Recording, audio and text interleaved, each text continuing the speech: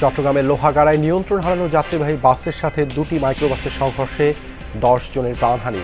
একই এলাকায় দুর্ঘটনায় প্রাণ ঝরে ঈদের দিনও। বিলম্বিত হতে পারে ডিসেম্বরে নির্বাচন আয়োজন, শঙ্কা বিএনপি নেতাদের। বলছেন যারা ভোট চায় না তারাই গণতন্ত্রের প্রধান অন্তরায়। সরকার ইলেকশন কমিশনকে সঠিকভাবে কাজ করতে দিচ্ছে না বা সহযোগিতা করছে না। এজ এ রেজাল্ট নির্বাচনের প্রক্রিয়াটা বিলম্বিত হতে পারে। একটা পন্থায় ক্ষমতা দখল করে এবং অব্যাহত রাখার চেষ্টা করছে, ক্ষমতার অংশীদার হতে চাচ্ছে আবার নির্বাচনে না গিয়ে। ঈদে ঘুরতে যাওয়া পর্যটকদের পকেট কাটার অভিযোগ। মৌলভীবাজারে বিভিন্ন বিনোদন কেন্দ্রে জিনিসপত্র কিনতে হচ্ছে দ্বিগুণ মূল্যে। বাইরে যে জিনিসটা আসলে সাপোজ 10 টাকা, সেটা আমাদের ট্যুর স্পটে গিয়ে আসলে 50, 60, 100 মানে ডাবল আসলে আমাদের প্রাইসটা বেশি হয়ে যাচ্ছে। একটা সিন্ডিকেটের মতো মনে হয় কাজ করে তারা, মানে প্রত্যেকটা জিনিসের দেখি একটা দাম বেড়ে দিয়েছে।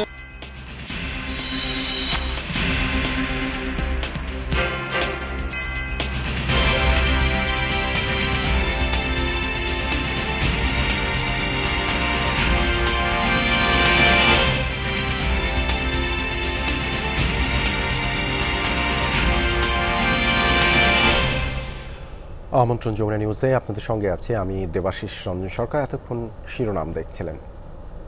চট্টগ্রাম কক্সবাজার মহাসড়কে বাস ও দুটি মাইক্রোবাস সংঘর্ষে প্রাণ ঝরেছে 10 জনের, আহত 2 জন। সকালে মহাসড়কের লোহাগাড়া এলাকায় এই দুর্ঘটনা ঘটে। পুলিশ জানায় চুনতি জাঙ্গালিয়া এলাকায় চট্টগ্রাম শহরমুখী রিল্যাক্স পরিবহনের বাসটি নিয়ন্ত্রণ হারায়। এ সময় কক্সবাজারগামী দুটি মাইক্রোবাসের সাথে মুখোমুখি সংঘর্ষ হয়। এতে ঘটনাস্থলে মারা যায় নারী, শিশুসহ মাইক্রোর 7 যাত্রী। হাসপাতালে নিলে চিকিৎসাধীন অবস্থায় প্রাণ হারায় আরও 3 জন। স্থানীয়দের মতে এই মহাসড়ক হয়ে কক্সবাজার থেকে লবণবাহী পরিবহন দেশের বিভিন্ন জায়গায় যায়। সেই লবণের পানি পড়েই সড়ক পিচ্ছিল থাকায় নিয়ন্ত্রণ হারায় বাসটি। গেল 3 দিনের মধ্যে এই মহাসড়কে এটি দ্বিতীয় বড় ধরনের দুর্ঘটনা। এর আগে ঈদের দিন একই স্থানে 2 বাসের সংঘর্ষে মারা যায় 5 জন।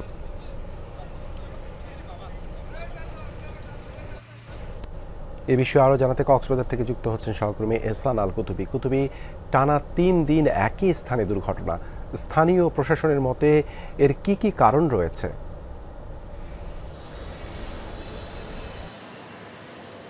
দেবাশিস, প্রথম কারণ হচ্ছে পিচ্ছিল সড়ক, অর্থাৎ কক্সবাজার এলাকায় যেহেতু কক্সবাজার এবং পাশাপাশি বাঁশখালী এই এলাকায় যেহেতু এখানকে যেহেতু লবণ চাষ হয়, এখান থেকে লবণ দেশের প্রত্যন্ত অঞ্চলে যায় পরিবহনে করে। তো এই পরিবহনে করে নিয়ে যাওয়ার সময় কিন্তু সড়কে পানি পড়ে, তো এই পানি থেকেই রাস্তাটা পিচ্ছিল হয়। এটিতে আমরা গত পরশুদিন ঈদের দিনও 5 জন একই স্থানে মারা গেছেন এবং আজকে 10 জন। আজকে 10 জনের মধ্যে 7 জন ঘটনাস্থলেই একেবারে স্পট ডেড এবং এরপরে আর 3 জন হচ্ছে স্থানীয় পদুয়া স্বাস্থ্য কমপ্লেক্সে 1 জন এবং চট্টগ্রাম মেডিকেলে নিয়ে যাওয়ার পর ওখানে চিকিৎসাধীন অবস্থায় সেখানে 2 জন সহ মোট 10 জনের মৃত্যুর খবর আমাদের কাছে এ পর্যন্ত নিশ্চিত হয়ে গেছে। তো এখন ওই জায়গাটা প্রাথমিকভাবে সেটাই বলছে যে পিচ্ছিল সড়কের কারণে দুর্ঘটনা বারবার ঘটছে। আর হচ্ছে আজকের যে ঘটনা, সেখানে 2টি মাইক্রোবাস ছিল, একটির যাত্রী মূলত সবচেয়ে বেশি আঘাতপ্রাপ্ত হয়েছেন, যে 10 জন মারা গেছেন এই একটি মাইক্রোবাসেরই। বাকি আরেকটা মাইক্রোবাস ছিল, সেটাতে তেমন কিছু হয়নি, কিন্তু এই মাইক্রোবাসটি একেবারে অনেক ব্যাপক ক্ষতি হয়েছে। এবং পাশাপাশি চট্টগ্রাম অভিমুখী যে রিল্যাক্স বাস ছিল, সেই রিল্যাক্স বাসেরও বেশ কিছু যাত্রী আহত হয়েছে। সব মিলিয়ে এখন পর্যন্ত আমরা যতটুকু জানতে পেরেছি 10 থেকে 15 জন আহত হবে এবং এই মৃত্যুর এখন যে 10 জনের খবর পেলাম সেটি হয়তো আরও বাড়তে পারে, কারণ হচ্ছে যে দুর্ঘটনাটি খুব বড় এবং খুব ভয়াবহ।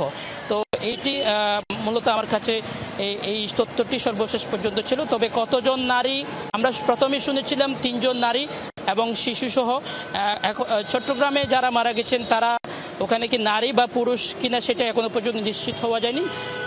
যদি আমরা পাই তাহলে আমরা জানাবো আর। ধন্যবাদ কুতুবী যুক্ত হবার জন্য। এদিকে কুষ্টিয়ায় পৃথক দুর্ঘটনায় মামা ভাগ্নে সহ প্রাণ হারিয়েছেন ৩ জন। পুলিশ জানায় গত রাতে কুষ্টিয়া ঝিনাইদহ মহাসড়কে প্রাইভেট কারের ধাক্কায় মারা যায় মোটরসাইকেলের 2 আরোহী। নিহত পলাশ ও অনিক সম্পর্কে মামা ভাগ্নে।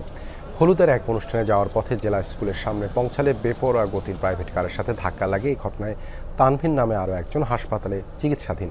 এছাড়া ডাক্তার দেখিয়ে বাড়ি যাওয়ার পথে বিলজানি বাজারের সড়কে দুর্ঘটনায় ময়নউদ্দিন নামে এক ভ্যান যাত্রী মারা যায়।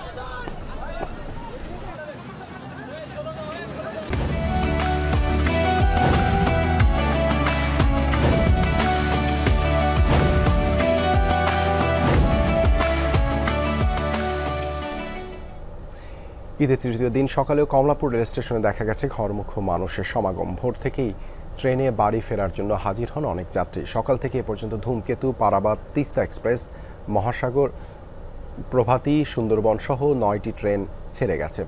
দক্ষিণ ও উত্তরাঞ্চলের কোনো ট্রেনই সকাল থেকে কোনো শিডিউল বিপর্যয় নেই।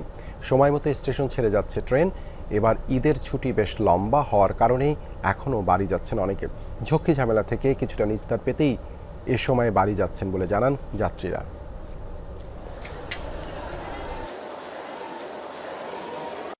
কাউন্টার থেকে কাটা হয়েছে, আরামদায়কভাবে যাওয়া হচ্ছে ঈদের পরে।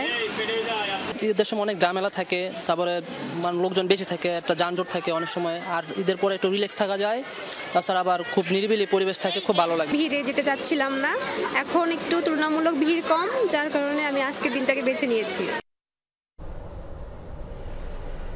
এদিকে আজ বাস টার্মিনালে ঘরমুখো মানুষের চাপ তেমন নেই। হুড়োহুড়ি আর যানজটের ঝক্কি এড়াতে ঈদের পর বাড়ি যাওয়ার সিদ্ধান্ত বলে জানিয়েছেন টার্মিনালে আসা যাত্রীরা।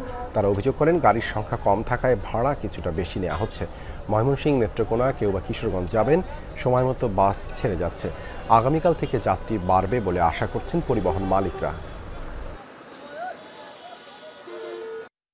গাড়িটাই কম আছে, যাত্রীর ভাড়াটা একটু বেশি নিচ্ছে। বাস টার্মিনালটা গুছানো হয়নি, বাস টার্মিনালটা খুবই বিশৃঙ্খল। বাস টার্মিনাল মানে এই ট্রান্সপোর্ট সিস্টেম যদি আসলে সংস্কার না হয় তাহলে আমাদের ভোগান্তি থাকবে। এখন ওই রকম চাপ পড়েনি, আসলে চাপ করলে গাড়ি এতক্ষণ অ্যাভেলেবেল চলে আসে। আজকে আপনাকে মোটামুটি মানে সামথিং, বেশিও না কমও না, আইতাছে আর গাড়ি তুলতেছে। ডিসেম্বরে নির্বাচন করতে ইসিকে সহযোগিতা করছে না অন্তর্বর্তী সরকার, ফলে বিলম্বিত হতে পারে নির্বাচনের আয়োজন, এমন শঙ্কার কথা জানিয়ে বিএনপির অভিযোগ নির্বাচন ছাড়াই কেউ কেউ ক্ষমতার অংশীদার হওয়ার চেষ্টা করছে। কেউ আবার ক্ষমতা অব্যাহত রাখতে চায়। জনরায় ভয় পেয়ে একটি পক্ষ ভোট বিলম্বের চেষ্টা করছে বলেও দাবি করেন বিএনপি নেতারা। তারা বলছেন যারা জাতীয় নির্বাচন চায় না তারাই গণতন্ত্রের প্রধান অন্তরায়। সাইফুদ্দিন রবিনের রিপোর্ট। অন্তর্বর্তী সরকারের প্রধান উপদেষ্টা ডিসেম্বরে জাতীয় সংসদ নির্বাচনের সম্ভাবনার কথা জানিয়েছেন। বিএনপি বরাবরই দ্রুত সময়ে নির্বাচনের দাবি জানিয়ে আসছে। দলের স্থায়ী কমিটির সদস্য সালাউদ্দিন আহমেদের অভিযোগ, ডিসেম্বরে নির্বাচনের জন্য সরকার থেকে সহযোগিতা পাচ্ছে না ইসি। ডিলিমিটেশন অ্যাক্ট বা সীমানা পুনর্নির্ধারণ আইন সংশোধন না করার সমালোচনা করেন তিনি। ডিলিমিটেশন অ্যাক্ট সামান্য একটা প্রিন্টিং মিস্টেক ছিল, ক্লারিক্যাল মিস্টেক ছিল, সেটা সংশোধন এই সরকার এখনো পর্যন্ত করে নাই। যদি ডিলিমিটেশনের কার্যাবলী নির্বাচন কমিশন এখন শুনানি না করতে পারে তাহলে নির্বাচন বিলম্বিত হবে।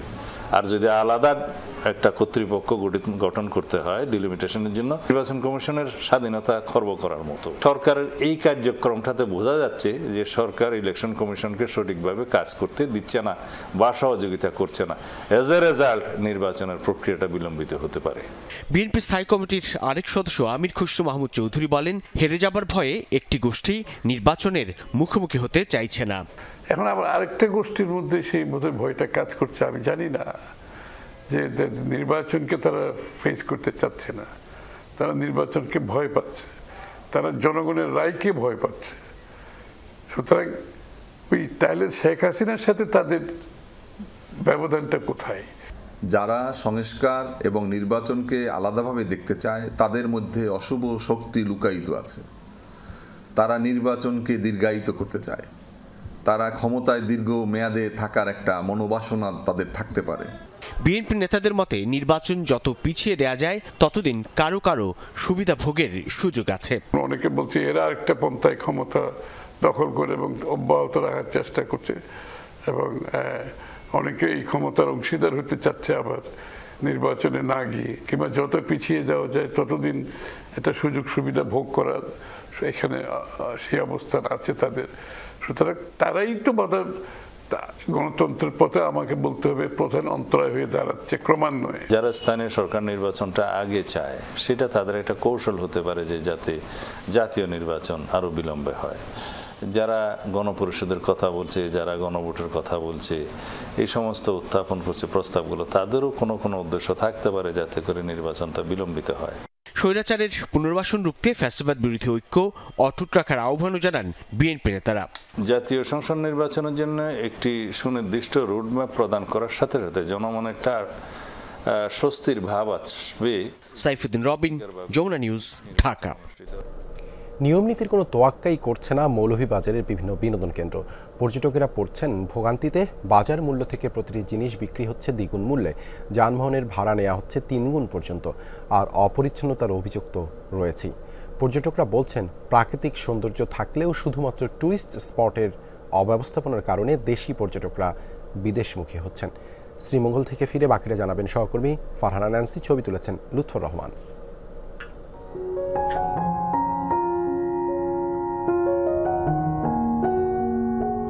যতদূর চোখ যায় সবুজ আর সবুজ, যেন একক আধিপত্য সবুজের সাম্রাজ্যে। চায়ের দেশ নামে সবাই ডাকে মৌলভীবাজারের শ্রীমঙ্গলকে। ভ্রমণ যাদের ভালোবাসার সঙ্গী, তারা ছুটির দিনগুলোকে সমাহিত করে চা বাগানের নিস্তব্ধতায়, 2টি পাতা আর একটি কুড়ির মোহে। কিন্তু এই সৌন্দর্য মানুষ কতটা উপভোগ করতে পারে? আমরা বাংলাদেশি হয়েও আমরা বিভিন্ন দেশে ঘুরতে যাচ্ছি। আমাদের দেশটা যে এত সুন্দর, শুধুমাত্র ট্যুরিস্ট ব্যবস্থা উন্নত না বলে আমরা আসতে পারছি না। সো বাংলাদেশ সরকার যদি ট্যুরিস্ট ব্যবস্থা সব দিক থেকে আরও উন্নত করে, সেক্ষেত্রে দেখা যাবে আমরা দেশের বাইরে না গিয়ে দেশের মধ্যেই ঘুরবো।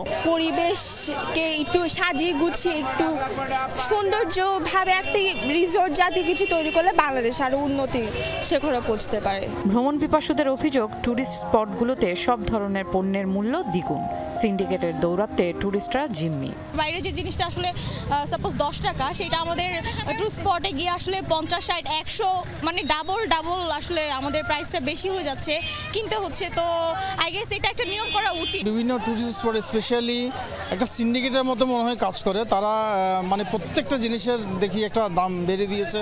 ইভেন যে জিনিসটা আমি দেখা যাচ্ছে যে হয়তো আমি টাউনে যেটা আমি 10 টাকায় পাচ্ছি, সেটা এখানে হচ্ছে 20 টাকা, মানে অলমোস্ট ডাবল। তো সেক্ষেত্রে আমার মনে হচ্ছে এটা কর্তৃপক্ষের দেওয়ার দরকার। লাওয়াছড়ার মতো পর্যটন কেন্দ্রগুলোতে যেতে পর্যটন বাস চালু করার পরামর্শ দেন ভ্রমণ পিপাসুরা। এখানে পাবলিক বাস এবং যে ট্রান্সপোর্টেশনগুলো খুবই মানে অ্যাফোর্ডেবল প্রাইসে সবাই ক্যারি করতে পারে, সেটা আমাদের ট্যুরিজমকে যেমন এনরিচ করবে, তেমন আমাদের যে বাইরে যাওয়ার যে প্রবণতা সেটাও এক সময় হয়তো বা কমে আসবে এবং আমাদের দেশের যে ট্যুরিজম সেক্টরটা আরও বেশি উন্নত হবে বলে আশা করছি। পর্যাপ্ত মনিটরিং করলে বাংলাদেশের পর্যটন ব্যবস্থাপনা আরও উন্নত হবে বলে আশা সবার। কনজিউমার প্রোডাক্ট আর কি এগুলো, তো এগুলোর দাম দেখি ডাবলের চেয়ে বেশি। তো এটা আমার কাছে মনে হচ্ছে কোনো মনিটরিং নেই। Farhana Nancy, Jamuna news, Sreemangal, Moulvibazar. ঈদের ছুটিতে সারা দেশের পর্যটন স্পটগুলোতে ঢল নেমেছে ভ্রমণ পিপাসুদের। আরও জানাতে সিলেটের জাফলং থেকে যুক্ত হচ্ছেন সহকর্মী নাবিল হোসেন। নাবিল, দর্শনীয় স্থানগুলোতে ভ্রমণ পিপাসুদের ভিড় কেমন দেখছেন?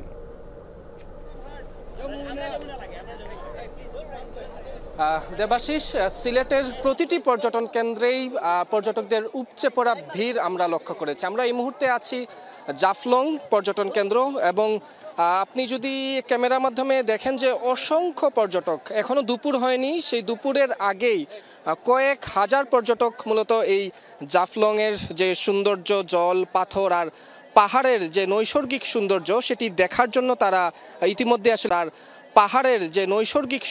সেটি দেখার জন্য তারা ইতিমধ্যে আসলে এখানে ভিড় করছেন। এবং নিশ্চয়ই ক্যামেরার মাধ্যমে যেই সিঁড়ি বেয়ে মূলত পানিতে গিয়ে আসলে গোসল করেন পর্যটকরা বা নৈসর্গিক সৌন্দর্য সেটি উপভোগ করেন, মূল ভিউ পয়েন্টে যান, সেই সিঁড়ির চিত্রটি আপনি নিশ্চয়ই দেখতে পাচ্ছেন। অসংখ্য মানুষ এই সিঁড়ি দিয়ে হাঁটাটাই অনেকটা দায়, তবুও মানুষজন এই গরমেও তারা এই সিঁড়ি দিয়ে হেঁটে তারা যেই ভিউ পয়েন্ট অর্থাৎ পানিতে তারা গিয়ে গোসল করছেন, এবং পর্যটকদের সাথে আমরা কথা বলেছি, তারা বলছেন যে তাদের যে কষ্ট, অর্থাৎ এই গরমেও তারা এতটুক রাস্তা পার হয়ে আসলে এখানে এসেছেন, তারপর সিঁড়ি দিয়ে নেমে তারা মূল ভিউ পয়েন্টে যাচ্ছেন, সেই কষ্টগুলো তাদের কাছে আর কষ্ট লাগছে না। যখন তারা এই প্রাকৃতিক যে নৈসর্গিক সৌন্দর্যটা তারা দেখছেন, তখনই তাদের আসলে মনটা শীতল হয়ে যাচ্ছে। পাশাপাশি শীতল পানিতে তারা যখন নিজের গা ভেজাচ্ছেন, তখন মন প্রাণ সব কিছুই আসলে তাদের শান্ত হয়ে যাচ্ছে, এমনটাই পর্যটকরা আমাদেরকে বলেছেন। এবং শুধুমাত্র এই জাফলংই নয়, আমরা আরও খবর নিয়ে জেনেছি বিছানাকান্দি, সাদা পাথর, সিলেটের চা বাগানগুলো,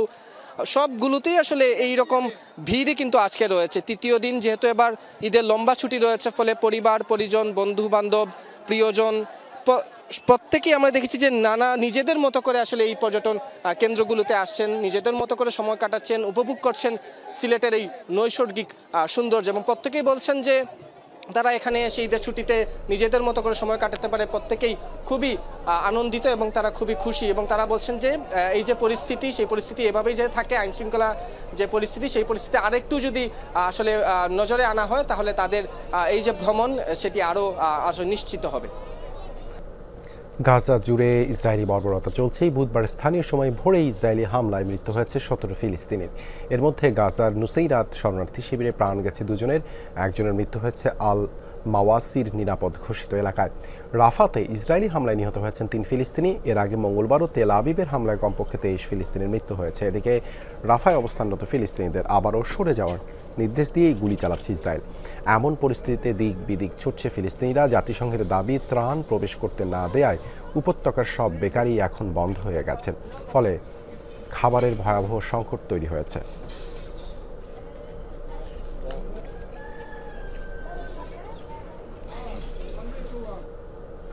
সময় যতই গড়াচ্ছে কমে আসছে মিয়ানমারের ধ্বংসস্তূপের নিচে চাপা পড়াদের জীবিত উদ্ধারের সম্ভাবনা। ভয়াবহ ভূমিকম্পের প্রায় 5 দিন পরও জীবিতদের সন্ধানে তল্লাশি চালাচ্ছেন উদ্ধারকর্মীরা। তাদের ধারণা, ধ্বংসস্তূপের ভেতর এখনও অনেকে জীবিত রয়েছেন। জান্তা সরকার জানিয়েছে এখন পর্যন্ত 2700-র বেশি মরদেহ উদ্ধার করা হয়েছে। সংখ্যা দ্রুতই প্রাণহানি 3000 ছাড়িয়ে যাবে। আহত হয়েছে 4500-এর বেশি মানুষ। এখনও নিখোঁজ 441 জন। মার্কিন ভূতাত্ত্বিক জরিপ সংস্থা USGS-এর সংখ্যা, ভয়াবহ এই ভূমিকম্পে মিয়ানমারে প্রাণহানি 10,000 ছাড়াতে পারে। এদিকে এই দুর্যোগে থাইল্যান্ডে মৃত্যু হয়েছে 21 জনের। মধ্যপ্রাচ্যে আরও একটি বিমানবাহী রণতরী পাঠাচ্ছে যুক্তরাষ্ট্র। পেন্টাগনের মুখপাত্র শেন পার্নেল জানিয়েছেন, নতুন করে মোতায়েন করতে যাওয়া রণতরীটির নাম কার্ল ভিনিসন। ফলে মধ্যপ্রাচ্যে মার্কিন রণতরীর সংখ্যা বেড়ে দাঁড়াচ্ছে 2-এ। আগে থেকে সেখানে হ্যারি এস ট্রুম্যান মোতায়েন ছিল। পেন্টাগনের দাবি, অঞ্চলটিতে নিরাপদ বাণিজ্য নিশ্চিতেই তাদের এই পদক্ষেপ। সম্প্রতি ইয়েমেনে হুতির বিভিন্ন স্থাপনায় ব্যাপক হামলা চালাচ্ছে যুক্তরাষ্ট্র। মার্কিন রণতরী লক্ষ্য করে পাল্টা হামলা চালাচ্ছে হুতিও।